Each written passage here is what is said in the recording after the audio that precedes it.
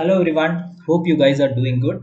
So today I'm going to talk on the topic how to invest in bonds. So I have searched the internet and I'm not finding a proper way to invest in bonds. So I'm just putting out this video so that it might help most of us. So let's skip to the topic. So there are two options to invest in bonds. So what are these two options? So you can buy the bond as a whole or you can buy bonds through pooling of money. So buying the bond as a whole is, let's say you have 10 lakhs in your hand, okay, and you are planning for a passive income. So in this case you can buy some bonds and get that interest as a passive income. So that is one option. Wait for the bond to complete and then you get the money back. And also you might have got a passive income out of it on a yearly or half yearly based. And second option is buying bond through pooling of money. Is again you are part of a bond but you don't have the full bond in hand. Okay. So let's see how do we buy bond as a whole. So how do we invest in bonds? So there are multiple options available, but as far as online is concerned, most of them are using this. Okay, this is a golden pie. Golden pie is more like Zerodha. I'll show you how do we invest in a bond in golden pie. Okay, so go again, golden pie, you can invest directly in golden pie, or you can, if you have a Zerodha account, you have an option to invest in high quality PSU or corporate bonds through this. And so right now you see there is a tax free bond available which interest is very low. Some bonds will be visible here through the Zerodha coins, but I would prefer you always have a separate account here. So how do you invest in this? First you will have to sign up by username, password and all those stuffs. Once that is done, you will have to complete your KYC. So for that you need to submit your Aadhaar card, PAN card and bank statement, and also the demat account. If you have a Zerodha account you can give that here, or a matter of fact any other brokerage. So once that is done, so you can start investing in the bonds. So here there is an option to find the right bond. So you give your age, name and all those financial details. So they will be suggesting a bond for you, or you can give an option of discover bonds. So when you give a discover bonds, the default is the yield from high to low. So when you select a bond, right, the best way to select is to find a balance. Okay, because high safety bonds will have very low return, and high yielding bonds will not be always safe, because as you are investing a whole lot of money, let's say 10 lakhs or something, so it's always better to go either for a high safety or for a balanced fund, in case you know the company well. So in this case I see that South Indian Bank is a very good bank. It has a good balance sheet. I trust this bank. So in this case you can see that they are giving a good bond, good yield, even though the credit rating is a bit low. Some Most of them prefer that. Okay, and when you click on this, you get a detailed what is the minimum amount what you can invest and all the stuff. So once you sign in, you will see a page like this. Okay, here you can see what is the minimum investment and what is the yield or the interest you are getting, and when does this bond end. So it ends in Jan 2025. Actually it started around Jan 2020. Okay, so it has been almost 1.5 years. So now we'll have to buy a minimum of 2 units, and each face value is 1 lakh. So most of us will have a doubt. Okay, if suppose the face value is 1 lakh, then why should I, if I'm buying 2 units, then the total is 2 lakhs, right? So why am I giving this extra amount? One point is that the face value will be same. The bonds value might fluctuate a bit, like 5k up or 5k low. Okay, but it will not fluctuate much. And the other amount, let's say the 15,000 which is here, is because this bond is going to provide an yield on Jan 2022. Okay, so you'll get an interest of 25,000, 27,500. So a person who is holding this bond till now, let's say till 20 July 2021, will have to get a part of that yield, right? Because he has been holding that fund till now.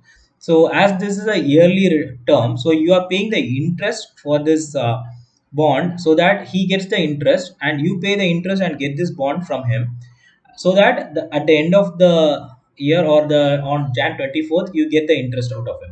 So the total interest will be paid to you on Jan 24th. So you are paying the a part of that to the person who is holding this bond till now. And the yield is again, as they have promised, it's 13.3, and this is a fixed income again. So this interest will get credited to your account each 24th Jan, and and at the end of the maturity, which is 24th Jan 2025, you'll get the entire amount, which is 2 lakh rupees, to your account as well. So this is one way of investing in full bonds. So there is a high criticality also as part of it. Suppose, let's say, S Bank.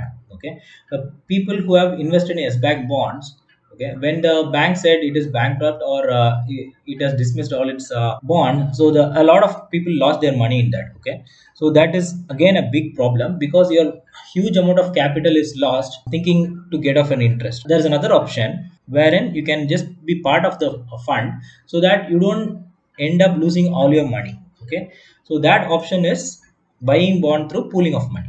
So how do we do that first then?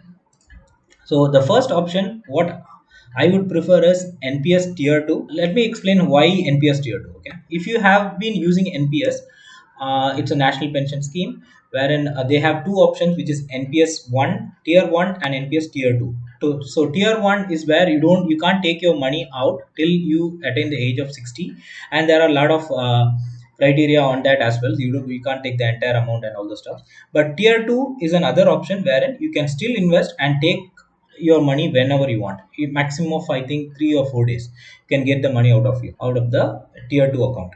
Okay, so why I'm suggesting Tier 2? The first reason is that you see, the for the past 3 years or 5 years, they have been giving a good amount of return, maximum of 2-digit return. Okay, in HDFC, Kotak Bank, LIC, because these people are buying the bonds in the market.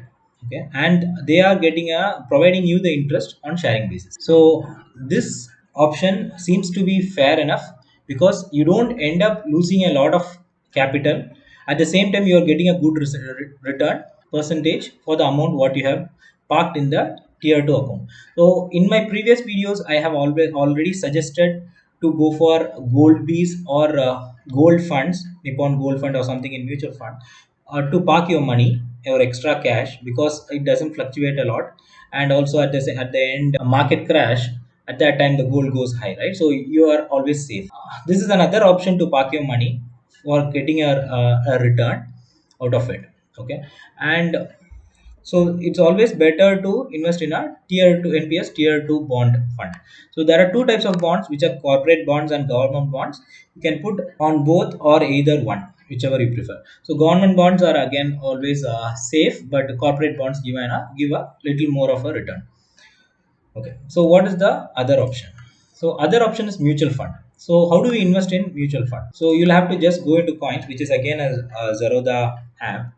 So you can select search on bond. So you can see bond, corporate funds, dynamic bond funds, and government funds, debt funds, everything. Okay, so when you find a bond, you just click on it.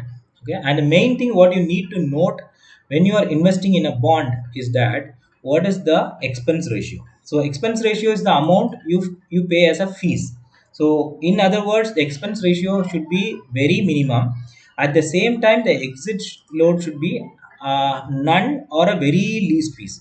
Okay, so I would prefer always an exit load as 0, expense ratio 0.5, or at least less than 1. This is how you can invest in a bond fund. Okay, so once you select the plan, you can start a SIP on this itself. So as I said, let's say I select this.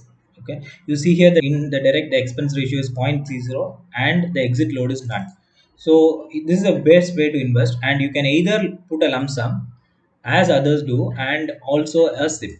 So if you are having a lot of money and you are not willing to take the risk through golden pie, you can always go through this kind of option, lump sum, and get a good return out of it. Or you can go for SIP and accumulate your money into this, which is a conservative fund again. So you don't end up losing a lot of fluctuations. You can see the graph here. It has been always stable, so you don't end up losing a lot of money. Okay, so it will be a fair deal for a conservative investor. Okay, so CAGR is the amount or the percentage of return what you get. So here you can see it's around 9.5. So last year it has given only 5.5. On average, last 3 years, you can see that it is giving around 9.5. So each fund will have its own thing. So you can search the CAGR also depending on that, and you can also find the details of the fund or what they are investing in the details in the detailed document. So based on that, you can select which fund to invest on. Hope this is informative to you. Please subscribe to this channel to support me and let me know your comments in the comment section below. Thanks for your time. Stay invested.